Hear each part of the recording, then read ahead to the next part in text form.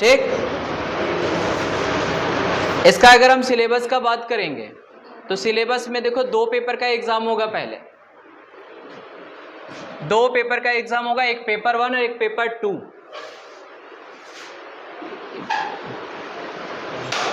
Paper 1 जो होता है वो मैथ्स का होता है और जिसमें पूरे 300 नंबर का आता है। पूरे कितने मार्क्स का?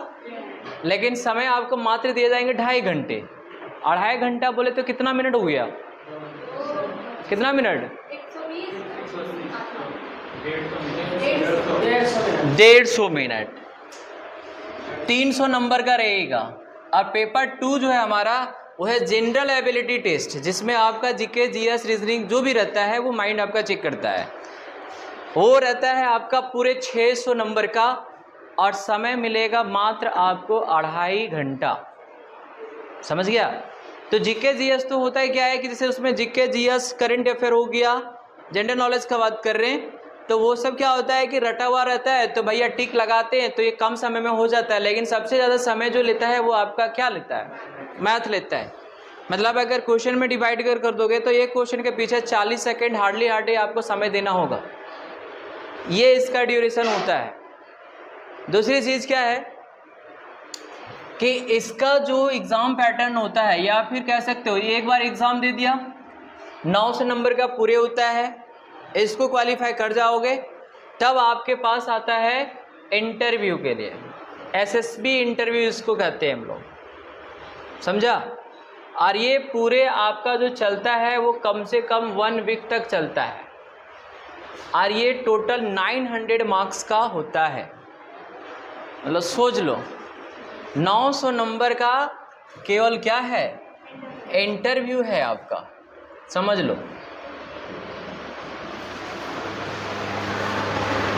मैथमेटिक्स का जो सिलेबस होता है इसमें देखो क्या क्या होता है। अलजेब्रा हो गया, कैलकुलस हो गया, मैट्रिसेस हो गया, डिटरमिनेंट हो गया, ये सब चीज़ 12th वाला चीज़ होगा। ठीक है, मैट्रिसेस हो गया, calculus, determinant, integral calculus, differential equation, trigonometry, vector algebra, geometry of 2 and 3 dimension and statics and probability, ये सारे मैथ्स का पोर्शन है जो आपका इंडिया का सिलेबस में पूछता है। अच्छा देखो, जो आपका सिलेबस एनडीए का होगा वही सिलेबस आपका किसका है मालूम है? जेई का भी है, लेकिन लेवल थोड़ा सा क्या कर दिया है? बढ़ा देता है उसमें। ठीक है, यानी क्वेश्चन कॉन्सेप्ट वही रहता है लेकिन क्वेश्चन जो बनाओगे वो थोड़ा सा क्या हो जाता है? हाई हो जाता है लेवल। ठीक है, तो इतना जान लो कि जो बच्चा जेई का तैयारी करेगा ना उसका इंडिया का मैथ्स इससे निकल जाएगा, क्लियर निकल जाएगा। और जैसे बहुत सारा कन्फ्यूजन रहता है कि क्या एनडीए में जो है वो गर्ल्स लोग जा सकती है क्या, है ना? तो सबसे पहले यहाँ पे देख लो, इसमें 3 तरह का विंग्स आएंगे एनडीए में, मतलब 3 कैटेगरी में बटेगा। एक आपका आर्मी होगा, दूसरा नेवी होगा, तीसरा एयरफोर्स होगा। समझ में आया कि नहीं आया? कहने का मतलब है कि जब आप एनडीए का एग्ज़ाम क्वालिफाई कर जाते हैं तो आप 3 कैटेगरी में जा सकते हैं, वो भी डिफेंस लाइन में। एक आपका आर्मी, अब आर्मी में अगर जाओगे तो वो नहीं है कि आपको लड़ने के लिए भेज देगा बॉर्डर पे, वो जो सबसे सीनियर गैजेटेड ऑफिसर जो होता है ना उस लेवल पे आप जाओगे। जैसे कर्नल हो गया, समझ में आया ना? हाँ, लेफ्टिनेंट हो गया। नेवी में बात करें, नेवी के बारे में तो जान ही रहे हो, है ना? जैसे हमारा भारत में जो डिफेंस है वो आपका 3 पार्ट में बटा हुआ है, एक जल सेना, एक वायु सेना और एक थल सेना। तो जल सेना का जो बात कर रहा है वो किसका बात करता है? हमारा नेवी का बात करता है। ठीक है, देखिए सर इसमें भी बटा हुआ है। जैसे आर्मी में अगर जाना है तो कहता है कि 208 सीट रखता है, ये 2024 का बात किया था।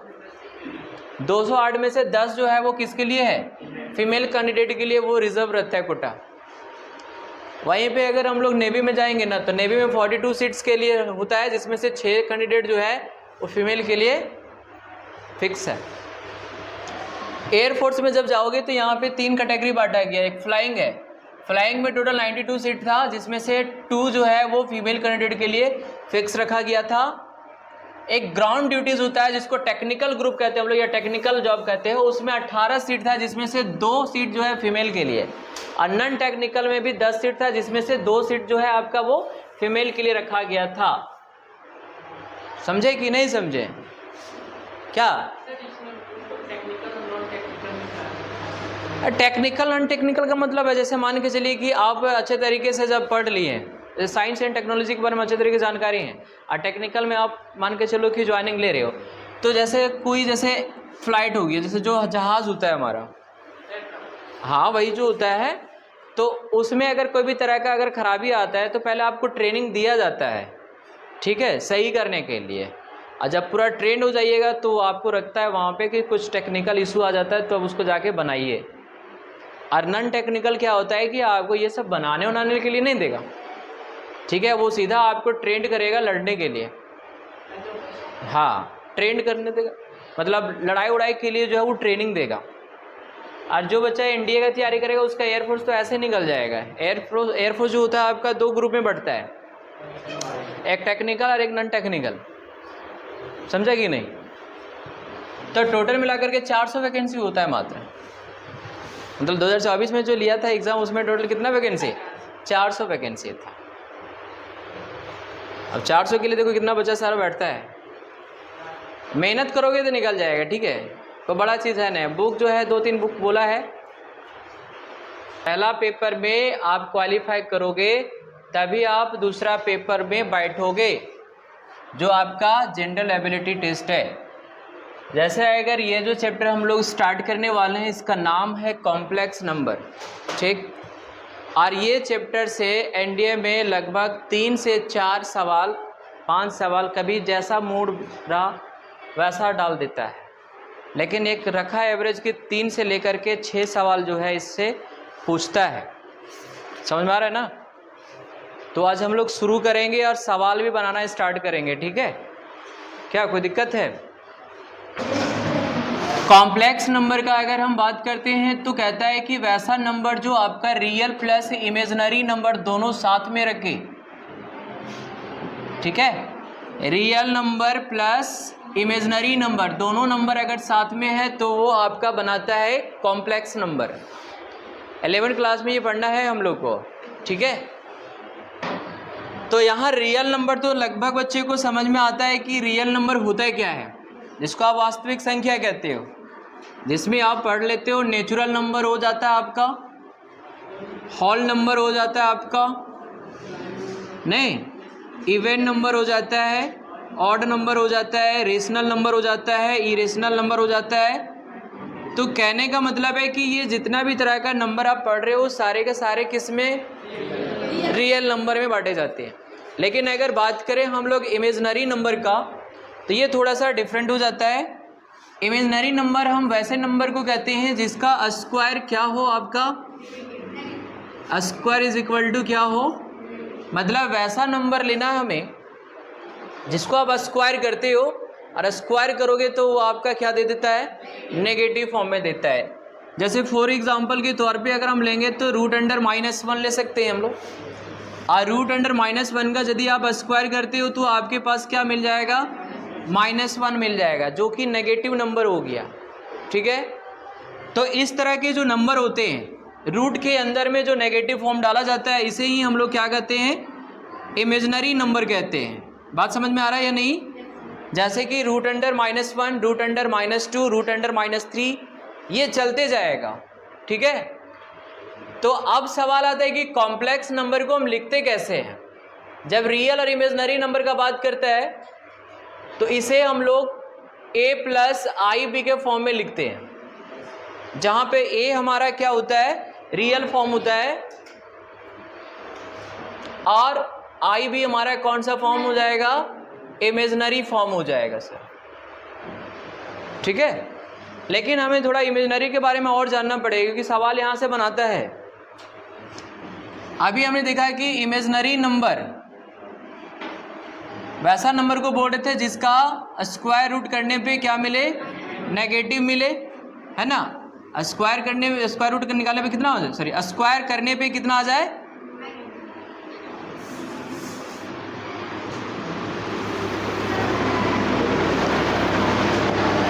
इमेजिनरी नंबर अभी आपने पढ़ा कि वैसा नंबर जिसका स्क्वायर करने पे हमें क्या मिले? नेगेटिव नंबर मिले, वो नंबर हमारा क्या कहलाता है? और इस इमेजनरी नंबर को हम लोग एक और नाम से जानते हैं जो कहलाता है आयोटा। क्या कहलाता है? आयोटा कहलाता है। और आई का मीनिंग होता है कितना पता है? √-1। अंडर माइनस, ये रूट को अगर आप इधर ट्रांसफ़र कर देते हो तो आई स्क्वायर बनाता है और आई स्क्वायर का वैल्यू क्या हो जाएगा हमारा? -1 हो जाएगा। ठीक है, अब देखो ध्यान से कि आई स्क्वायर का वैल्यू हमारे पास कितना आ गया। अगर इस आई स्क्वायर में अगर हम बोथ साइड क्या करते हैं कि आई से मल्टीप्लाई कर देते हैं, आई से क्या करते हैं? मल्टीप्लाई कर देते हैं, तो देखो ये बदल करके क्या हो जाएगा हमारे पास? इस पे पावर 1 है तो ये क्या दे देगा ज़रा बताओ बाबू? आई के पावर में 3 दे देगा, और इधर जाते हो तो माइनस क्या होगा? आई दे देगा, यानी कि आयोटा दे दिया। तो एक चीज़ तो यहाँ क्लियर हुआ कि आई का वैल्यू √(-1) हो गया, आई स्क्वायर का वैल्यू जो है वो -1 हो गया, एंड आई के पावर 3 का वैल्यू कितना हो जाएगा? -i हो जाएगा। फिर अगर आप इसी में अगर आई स्क्वायर से मल्टीप्लाई कर देते इसी चीज़ में, यानी जो आई स्क्वायर का वैल्यू -1 था, इसी में अगर आप बोथ साइड क्या करो? आई स्क्वायर से मल्टीप्लाई कर दोगे। ठीक है, तो ये जो आई स्क्वायर इंटू आई स्क्वायर है ये बदल करके क्या बन जाएगा बाबू? आई के पावर 4। इधर में जाएंगे तो आई स्क्वायर का वैल्यू कितना? -1, तो -1 इंटू -1 बराबर +1 होगा। तो एक चीज़ यहाँ से हमें निकल करके बाहर आता है, वो क्या हो गया? आई के पावर 4 का वैल्यू +1 दे देगा। ये बेसिक चीज़ है इसमें। और जैसे ही आप आई के पावर 4 से ज़्यादा रख देते, जैसे कि 5, जैसे ही आई के पावर मान के चलो 100 रख दिए, जैसे ही आई के पावर मान के चलो कि 500 रख दिए, तो 4 से जैसे ही ये बड़ा हो जाता है पावर, तो एकदम शॉर्ट ट्रिक अपनाओगे। पावर में आपको क्या कर देना है? 4 से डिवाइड कर देना है। जैसे मान के चलो कि 500 है, 4 से डिवाइड कर दो,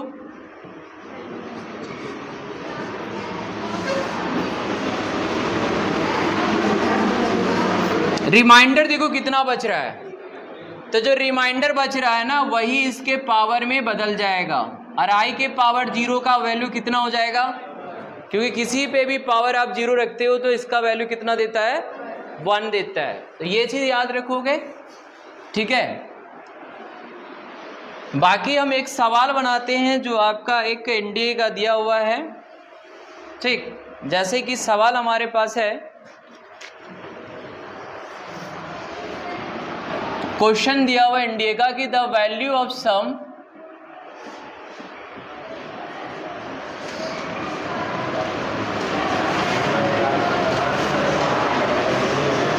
n is equal to 1 to 13 i to the power n plus i to the power n plus 1।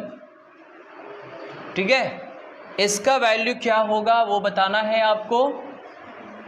Option हमारे पास है आई, दूसरा ऑप्शन है -i, तीसरा ऑप्शन है 0, एंड चौथा ऑप्शन है i-1। एक बार फिर से एक बार देख लेंगे सवाल को। यहाँ पे सिंपल सवाल बोला है कि द वैल्यू ऑफ सम, यानी इसका वैल्यू आपसे पूछ रहा है। ठीक है, ये रिपीटेड सवाल है, यानी कि एक साल पूछा हुआ सवाल है।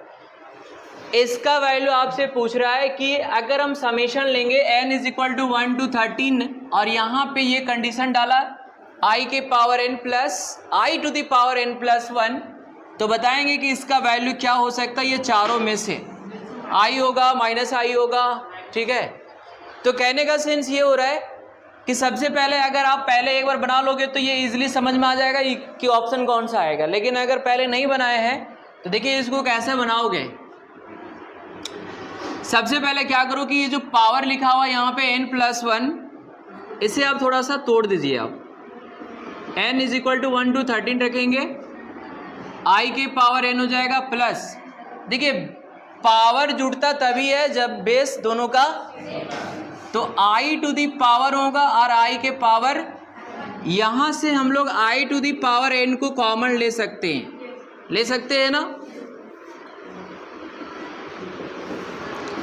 आई टू दी पावर n को कॉमन लेंगे, यहां हमारे पास 1 बचेगा और प्लस में क्या बच जाएगा, ये इस आई टू दी पावर n को आप यही रहने दो, लेकिन ये वाला टर्म को आप पहले ले आओ, कोई दिक्कत तो नहीं होना चाहिए। तो 1 प्लस आई ये आपका बाहर चला जाएगा, समेशन डालोगे n is equal to 1 to 13 and i के पावर कितना बचा। अब ये सिंप्लीफाई करने में आपको आसानी होगा, इसमें कॉम्प्लिकेटेड होता है लेकिन ये अब आसान हो जाएगा। कैसे बनाएंगे जरा गौर से देखोगे। इस क्वेश्चन के अनुसार से हमें ये बोल रहा है कि n का वैल्यू 1 से लेकर के आपको 13 तक रखना है। इधर 1 प्लस आई था, रहने देंगे, n का वैल्यू 1 और ये जो समेशन इसका मतलब क्या हुआ, प्लस का बात कर रहा है, 2 हो जाएगा, 3 हो जाएगा, ऐसे करके कहाँ तक जाना है आपको, 13 तक जाना है। समझ में आया कैसे कर रहे हैं। समेशन का मतलब ही क्या होता है, बीच में आपको क्या करना है, जोड़ते चलना है। अब आपके पास वैल्यू, अब वैल्यू बताओगे, आई के पावर 1 है तो सेम रहेगा, लेकिन आई स्क्वायर है तो इसका वैल्यू, अभी पीछे हमने देखा था ना, पीछे हम लोग देख रहे थे ना कि आई स्क्वायर का वैल्यू -1, आई क्यू का वैल्यू, आई के पावर 4 का वैल्यू और आई के पावर 0 का भी वैल्यू हो रहा था कि नहीं। तो यहाँ पर हम लोग वही कॉन्सेप्ट को लगाएंगे। आई स्क्वायर का मान कितना हो जाएगा, आई क्यू का मान, और आई के पावर 4 होगा कि नहीं यहाँ पे आगे, तो क्या हो जाएगा, 1 हो जाएगा। फिर आई के पावर 5 आएगा, आई के पावर 5 आएगा तो सिंपल आई बचेगा, आई के पावर 6 बच रहा है, -1 आई के पावर 7, माइनस आई के पावर 8, 1 आई के पावर 9, आई सिंपल, आई के पावर 10, -1 आई के पावर 11, आई के पावर 11, माइनस आई के पावर 12, 1 आएगा, आई के पावर 13, है ना। ठीक है, अब देखिए कि इसमें आपका कौन कौन सा प्लस माइनस कैंसिल होने लायक है, उसको आप कैंसिल करेंगे। सर कैंसिल कैसे हो जाएगा, देखिए plus I minus I cancel होगा, -1 प्लस 1 कैंसिल हो जाएगा, plus I -1 plus 1 plus I plus 1 and क्या हो गया। अब देखिए यहाँ पे आपके पास क्या बच रहा है, आई बच रहा है सिंपल, और इधर साइड में पहले क्या बचा था। तो आपको क्या करना होगा बाबू, इसको मल्टीप्लाई कर देना होगा। जैसे ही आप इसको मल्टीप्लाई करते बाबू, आई हो जाएगा प्लस में आई स्क्वायर होगा, और आई स्क्वायर का वैल्यू माइनस, तो आप देख लो कि आपके पास जो ऑप्शन था वो यहाँ पे ऑप्शन क्या है, आई -1 है, और आपके पास कितना आ रहा है, क्या सही है, कौन सा ऑप्शन होगा, समझ में आया या कोई दिक्कत है। तो ये जो सवाल जो आप बना रहे हो, इसी सवाल को आपको मात्र 40 सेकंड में आपको बनाना है। कितने सेकंड में बनाना है, 40 सेकंड में बनाना है। शॉर्ट ट्रिक है, जब आप एपी पढ़िएगा, जीपी पढ़िएगा, तो वहाँ पे हम आपको शॉर्ट फॉर्मूले से बता देंगे, इतना आपको एक्सपेंड करने का आवश्यकता नहीं है।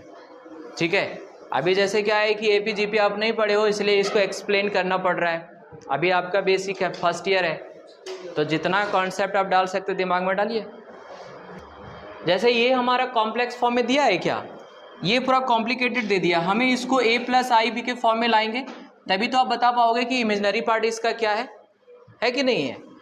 तो इसको सबसे पहले क्या करना होगा, सिंप्लीफाई करना होगा। जैसे देखो कैसे सिंप्लीफाई करोगे, 3 + I का होल स्क्वायर है ना, तो a + b का होल स्क्वायर करो, a का स्क्वायर प्लस b का स्क्वायर प्लस 2ab, यानी कि कितना आ जाएगा 6i। नीचे में क्या हमारा 7 माइनस आई स्क्वायर का वैल्यू कितना आ जाएगा, -1 होगा, तो 9 में से 1 जाएगा, 8 हो जाएगा सर, बटे में 7 माइनस, देखिए ये भी हमारा नहीं आया ए प्लस आई बी के फॉर्म में, तो क्या करना होगा हमें? रेशनलाइज करना पड़ेगा। क्या करना पड़ेगा? रेशनलाइज करना पड़ेगा। तो माइनस है तो प्लस के साथ करोगे या नहीं करोगे? अब देखो यहाँ पे क्या ये दोनों को मल्टीप्लाई कर सकते हो क्या? ध्यान देना, यहाँ पे 8 को मल्टीप्लाई करो, फिर यहाँ पे मल्टीप्लाई होगा। 6i को 7 से करोगे, 6i प्लस आई है, और नीचे हमारा a प्लस बी और a माइनस बी के फॉर्मूले पे जाएगा सर। ऐसा ना होगा?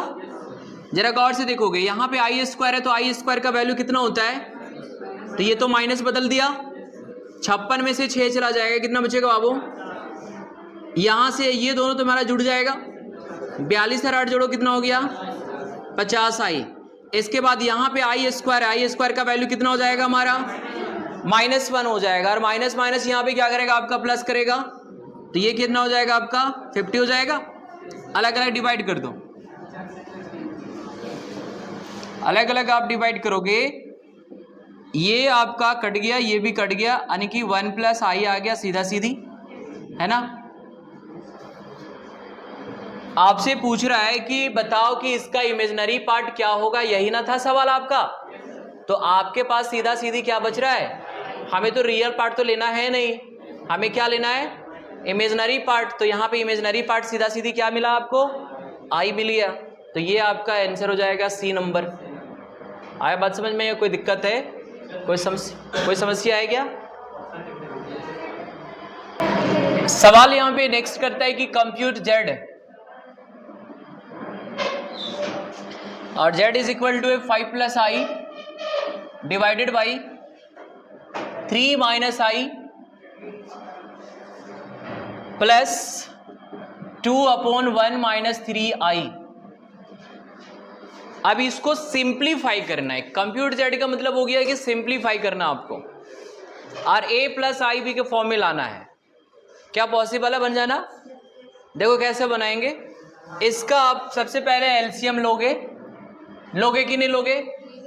ये आपका 3 माइनस आई होगा और इंटू में 1 माइनस 3i हो जाएगा सर, सीधा सी बात है। 3 माइनस आई डिवाइड होगा, मल्टीप्लाई में ऊपर में क्या बचेगा बताओ? 5 प्लस आई गुने 1 माइनस 3i प्लस ये आपका डिवाइड होगा, कट गया, 2 इंटू 3 माइनस आई होगा या नहीं होगा? हो जाएगा। यहां से इसको आप मल्टीप्लाई करो, 5 को 1 से करोगे कितना आएगा? 5 को 3 से करोगे कितना आएगा? i को 1 से करो कितना आया? फिर माइनस 3i, और ये 2 से गुना कर दो बाबू, माइनस में कितना हो गया? सीधा सीधी बात है। 3 को 1 से करेंगे 3 आएगा, 3 को माइनस 3 से करोगे माइनस 9i होगा, माइनस आई हो गया, और माइनस माइनस प्लस हो जाएगा 3i का स्क्वायर। सर क्या यहां तक समझ में आ रहा है? आई स्क्वायर का वैल्यू कितना? यहां पे भी आई स्क्वायर का वैल्यू जरा गौर से देखोगे, 5 और 6 जोड़ दो कितना हो गया? 11 हो गया, और आई स्क्वायर का वैल्यू माइनस करेगा तो ये प्लस बदल जाएगा कि नहीं? कोई दिक्कत है?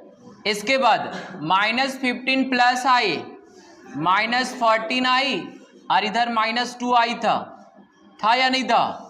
आई स्क्वायर का वैल्यू कितना? तो ये 3 और 3 खत्म हो जाएगा, -9 और -1 आएगा -10i। 11 और 3 जोड़ो कितना हो गया? 14 और 2 16i, और डिवाइड में कितना हो गया? -10i। 10i था ना जी? क्या ये लग रहा है कि आपका आ गया? देखिए डिवाइड करके, अलग अलग डिवाइड करोगे कितना आएगा? 14/10 आ जाएगा आई के साथ, आप प्लस करके -16i और माइनस में 10i।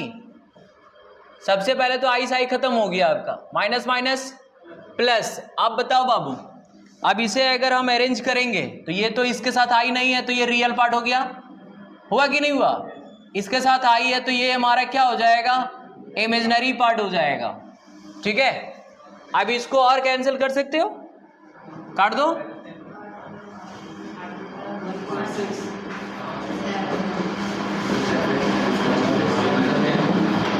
तो क्या ये जेड का वैल्यू आ गया हमारे पास? जेड का वैल्यू कितना